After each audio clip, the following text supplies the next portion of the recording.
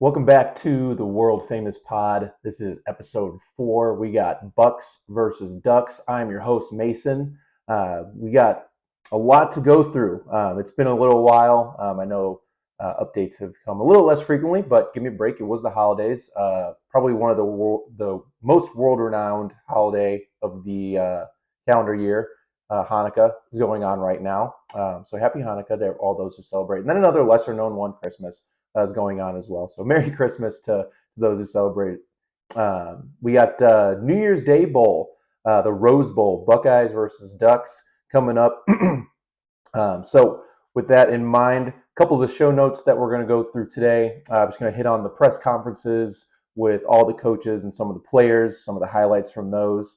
We're going to talk about how those two teams stack up to get with each other. They did face off earlier this year. The first meeting of the season was in Eugene, Oregon, where the Buckeyes came down to a last second slide. Unfortunately, we weren't able to seal a deal on that one. We lost 32-31. One that has been burned into the minds, as we'll come to cover, of some of the Buckeye players, which hopefully fuels them to victory this week. And then finishing off with what the Bucks must do to win. So press conferences this week, a little bit different than previously against how they were against Tennessee, or going into the game against Tennessee. That one we got a lot more information. I think there was a lot more question marks coming out of the Michigan game, going into that Tennessee game, of what the offense was going to look like, what the defense was going to look like, just how both were going to be structured. I think this game, as dictated or kind of hinted at maybe by the press conferences, the strategies are held a little bit closer to the chest. So there wasn't too much substance from the coaches. It was just more done because of that's what you do during the Rose Bowl. Is everybody's got to get their interview in and give their rah-rah cheer speeches, and this is what we think, and this is what we're going to try to do, but not give too many details away, if not any. Ryan Day fielded a ton of questions about his team overcoming adversity this year, and what that meant to the players. And his main message every time he got asked that was, there's time to celebrate that, but that definitely comes after the end of the season. We're focusing on Oregon this week, trying to keep the team together as long as they can as the season goes on, trying to make this obviously not the last time that they're all wearing scarlet and gray. But that was the main message from Ryan Day. Another one was that, kept coming up that, this isn't a bowl game, or trying to emphasize that mindset in his players' heads, that this is a quarterfinal playoff game. So you have to win this. This isn't last week against Tennessee is not the end of the road. This week against Oregon is not the end of the road. There's still work to be done moving forward after this week. So trying to get a dub, put that in the mind of the players to try to get a W to keep this thing going. All the coaches and players were asked and brought up the mindset and the mentality of trying to learn from the last time and learn from their mistakes as the season has gone on. What I liked that I did hear from both Jim Knowles and Chip Kelly, in a sense, was that it's their job to win football, to help the team win football games, and you don't do that by getting stuck in your own, or getting in your own way, essentially, by rolling with the punches and taking what's given to you and making adjustments as you need to win W's. A perfect example of that would be Chip Kelly's offensive play calling in the game against Michigan, and then moving into that game against Tennessee, how it was a completely different offensive playbook. So I think that's encouraging to hear again from those coaches, that's the mentality that they want to instill, is learning and trying to improve on their craft to get W's. Another message that kept coming up when we're talking about, when you look at film versus this team, when you played them in Eugene, Oregon, what are you going to try to game plan for? And the main takeaway was that, we're a different team and so are they. This was at this, early on in the season. teams have had ups and downs. Guys have come on stronger. Guys have gotten hurt. Guys have been shuffled around.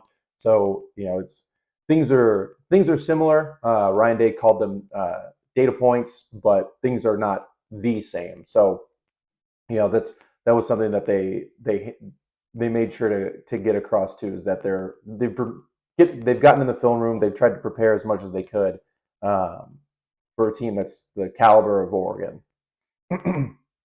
And that they're, again, they're just competing for each other. This was more the players talking. They're just competing for each other. I talked about the relationship that they've all built with each other over the course of the year, and how they really don't want that to end, as most of us probably don't as well. So I'm glad we're on the same page as the players. It did seem like there was a little bit of what was being touted as some psychological warfare from the coaches down to the players. So Will Howard mentioned that the loss to Oregon, has been played on repeat in the Woody Hayes up until they left. So they've had moments in those games that have been etched into their minds. Will Howard said he still thinks about the slide and not being able to do it earlier, get a timeout called to get the kicking team out there. Jeremiah Smith said that in his interview, said that he still thinks about the pass interference that was called with like 20 seconds left or something like that would have gotten the Bucks well within the field goal range for a game-winning field goal. So it's nice to see that there's still not still, but there's still a lot of fire there from the two of the leaders in the locker room, that they want to go out and get some things right. This has been the team of second chances. A lot of guys came back last year that could have gone to the NFL, that were seniors, that came back for their fourth year to accomplish some things that they may or may not have accomplished. But there's still one big task that they're able to do. So there's that. There's guys that have been reshuffled, and the offensive line has been retooled, and this is the second time that it's done that. And Seth McLaughlin is another guy that he transferred out of Alabama, and there was a lot of he caught a lot of flack for his poor ability, I guess, to snap the ball. And he came on as a leader this year, and in years past, when we would have lost the game at the end of the season, that would have bounced us out of playoff contention, and now we're still able to compete for a national championship, and even getting a second face-off against Oregon to try to get some redemption. So there's a lot of that archetype with this team of being built around second chances, and not often you get that second chance. So hopefully they're able to take that and capitalize on January 1st. Just going through some stats now on how these guys stack up. The Oregon defense versus Ohio State offense. These are some regular season stats. I've sprinkled in some things or some other notable statistics that include some stats from the playoffs as well. But OSU offense, they've averaged, again, over 35 points a game. The Oregon defense lets up around 18 points a game. Ohio State has been really dominant scoring in the red zone, 87+% of the time, whereas Oregon's defense, once teams do get in the red zone, they score at a rate of about 86% of the time. So bodes well there for Ohio State. Ohio State offense averages over 420 yards a game. Oregon defense lets up just over 300 yards a game. Ohio State gets over 160 yards on the ground. Oregon lets up barely over 130. Ohio State averages 5 yards a carry, where Oregon averages about 5 yards a carry, where Oregon's letting up about 4 yards a carry. So there is some positive there, is that the team that we played last week was a team that did really well against the run, at stopping the run, and Ohio State had some success there. This team doesn't seem to be as capable, especially mainly through the middle of their defensive line. So maybe Ohio State can get some some nice 4 or 5 yard carries, keep the sticks moving when they need to. Ohio State averages 250 passing yards a game. And then Oregon's defense lets up about 176 passing yards a game. Those numbers definitely don't reflect, at least Ohio State's offensive performance doesn't reflect what we saw last week, or last game against Tennessee. Will Howard had over 300 passing yards. He had 2 touchdowns, 1 interception that, depending on what angle you're looking at, might not have been a reception or an interception.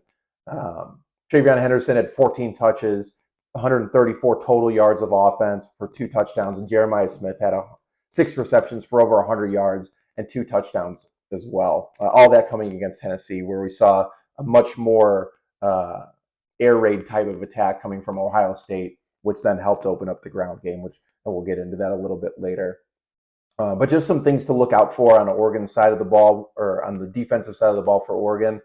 Their DNs have combined for 19 sacks. And I'm not going to try to say their DNs names because I don't want to get canceled. But one of them has gotten 10.5 sacks this year. So there's a lot of firepower coming from the edges. And again, it's nothing that we haven't seen before.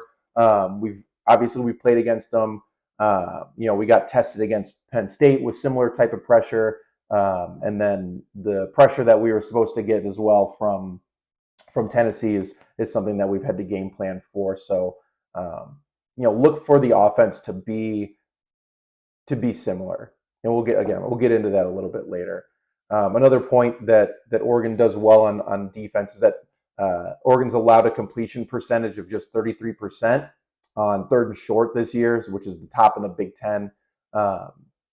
Hopefully Ohio State doesn't get into 3rd down positions too many times, but if they do, I think they do have the weapons to stand up against that statistic there, especially now, again, with a much more opened up playbook.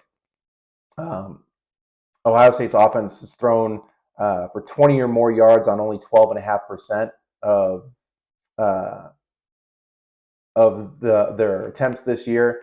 Oregon's defense has allowed 20 plus yards on just 7%, a little shy of 8% of attempts this year. So, those shots downfield, that's going to be one of the big key factors. And we'll get into that too, but just some numbers to look out for.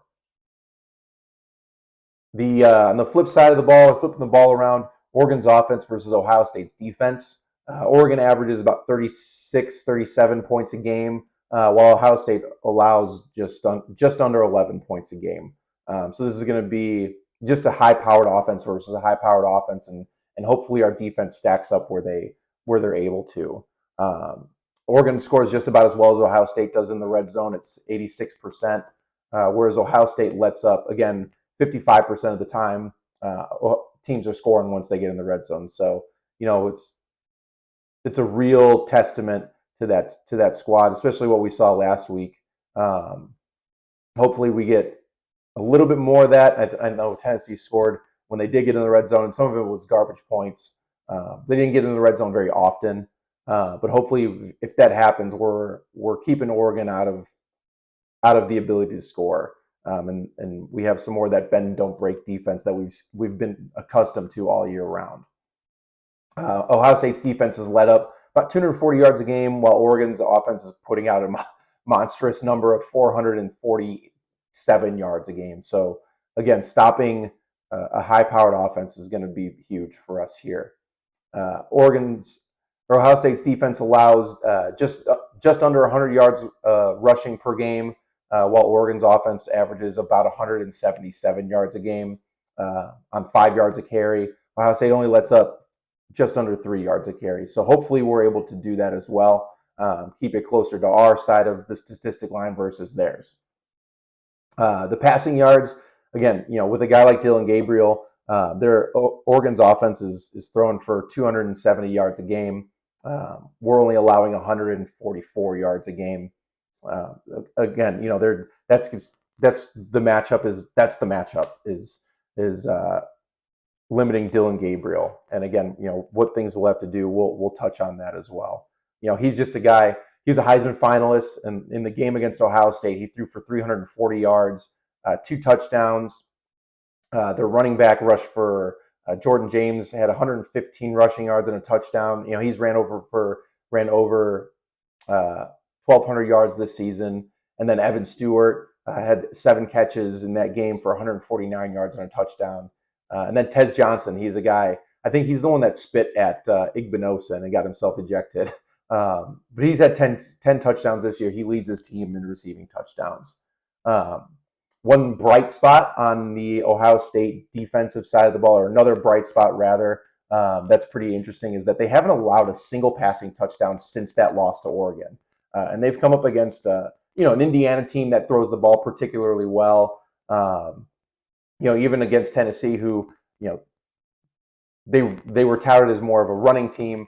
They certainly threw the ball a lot against Ohio State, and we didn't allow any passing touchdowns against them. So really nice to see that since that loss, especially watching our DBs get lit up the way that they did, that they buckled down, and hopefully that continues on to this week. They've only allowed, keeping with the passing defense, they've only allowed one other team since that loss to pass for over 200 yards, which was Northwestern. They threw for 201. Again, surprising considering the team that Indiana was, the offense that they had coming into that game against Ohio State. Really good to see the defense bear down. Another bright spot is that Ohio State in the second half, their passing yard complete, like the yards that they that's a bad stat. They do well. I didn't type it correctly. They do much better in the second half against against the pass than they do in the first half by a wide margin. So the completion percentage, I think I wrote it wrong. The completion percentage drops from 63% to 52%. So really nice to see that they make those halftime adjustments. Hopefully, they do so this week against Oregon's high-powered offense in the passing game that comes out of Dillon Gabriel. And one last point here is that since that loss, they've recorded that one of the things was getting pressure on Dillon Gabriel. They've recorded 22 sacks in the last 7 games, including 4 last week against Tennessee. Jim Knowles has really dialed up the pressure. It mixed up a lot of the blitzing packages and delayed blitzing from the linebackers, and just really tried to get into the backfield more. Obviously we saw that work well against Tennessee, and I hope the game plan stays the same moving into this game against Oregon. And then, I kind of touched on a few of these already, but just some things that Ohio State has to do to win the game. On the offensive side of the ball, just like we did against Tennessee, we got to get the ball to our playmakers. Leaning heavy on the pass helped establish the run game. And I think that really opened things up on a wide margin, as we all saw. But getting creative with the play calling like we did last time, getting guys in space, middle of the field, spreading guys out, getting guys hitting some screen passes, wheel routes, stuff like that, and just some more misdirection stuff to get the defense, to keep the defense confused, and to, like I said, get our playmakers in space where they're most effective. Will Howard, guy that's got to step up big, just like he did last time, but both with his arm and with his legs. Again, he's a guy that can run who hasn't done it a whole lot this year. He did it a little bit more in some big moments last week against Tennessee. We'll look for him to do that again this week, and again just make Oregon have to defend another guy. The last part about that offensive line is just the offensive line guard rotation between Saraveld, Shabola, and Montgomery. Montgomery's the newer guy to the starting lineup. I guess you'd call him a starter. He played a bunch of snaps last week, and he was in that rotation in at right guard. But look to see Austin Saraveld doing more of the rotating this week. It seemed to work for them. They had seemed to be playing a lot of confidence, kept them fresh, allowed them to get more snaps in as an offensive unit. So look to that, and hopefully those guys are able to repeat what they were able to do last week, getting two touchdowns for Henderson, getting two rushing touchdowns for Judkins, and just keeping Will Howard clean. Defensively, got to limit Dylan Gabriel. He's the guy that the offense obviously goes through. He's the quarterback in that team. He's got a ton of experience. He's been in college for like 80 years. Um, but just we got to get to the quarterback.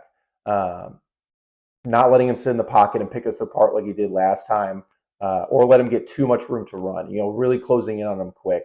And I think the three guys that are going to do that, or help do that the most, are going to be Cody Simon, Sonny Styles, and Caleb Downs. Those are three fastest guys in the field. They seem to be able to go sideline to sideline better than anybody in the league, and they lead the team in tackles. So they're the guys that are always getting to the ball and making plays. I think Cody Simon has like 86 tackles, Sonny Styles is like 81, and then Caleb Downs is like 67 or something like that. So those guys are the guys that are going to be the ones that hopefully can limit Dylan Gabriel, because at the end of the day, he's going to get his. Hopefully, it's just less than ours. Look to see more of the jack position with JT Tuimoloau. That's kind of where he is. Instead of getting into the backfield, he's more of a spy on Dylan Gabriel. It just mixes up some of the pressure that he's getting while having someone that's dedicated to one of the offensive playmakers. Really makes us lean on our DBs, but as I said earlier, they've played really well since that game, and they've really improved their gameplay a lot. Speaking of that, limiting big plays. So in our last game, Oregon had 8 plays of 25 plus yards. 6 of them came on the scoring drives that were part of Oregon's scoring drives. 6 of them also came through the air. As we all remember, Denzel Burke, that was his worst game. I think since then he hasn't let anyone get more than 36 yards when he's the one that's covering them. If I read that stat correctly, so he's really buckled down. But that's going to be kind of the battle: is can we get pressure? Can we limit Gabriel as another offensive weapon, not just as a passer? And then can we stop the big play? That's really that's what it's going to come down to if we want to be on the winning side of this ball game.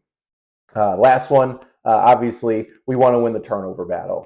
Everybody wants to win the turnover battle, but Ohio State is particularly bad at it or particularly bad when it comes to losing it. They're under 500 in the last 2 seasons when the turnover margin is within 1. So we really got to win the turnover battle. Last time we played Judkins, we lost 2-0. Judkins was stripped of the ball, and then they also had that weird line drive kickoff that bounced off an OSU player, and Oregon recovered. And I think they went down and scored on that drive as well. So winning the turnover battle is another key to making sure that we can come out of this game with a W. So it's going to be tight. I think Ohio State is favored by 2.5. So in a neutral site game, it's going to be a nail biter for all 4 quarters. So I'm really looking for Ohio State to win the battle of attrition here, especially with how they're rotating now on the offensive line. Seems to be getting some more play. They seem to be increasing the amount of plays that they're able to get. They seem to be really opening up their playbook and just getting the ball to their playmakers. On the defensive side of the ball, it looks like they're playing with their hair on fire. Guys are fired up. Guys are getting to the quarterback. They're making plays when they need to make plays. They're not getting penalized. And, I think we lost the turnover battle last week to Tennessee. Kind of a fluke. Should have been at least been 1-1, but ours got called back on a really crappy roughing the passer call. So Ohio State looks like they're putting it together, but this is going to be the real test. A lot of people are touting this as the basically the national championship, meaning that the winner of this game is probably favored to go on and win the national championship.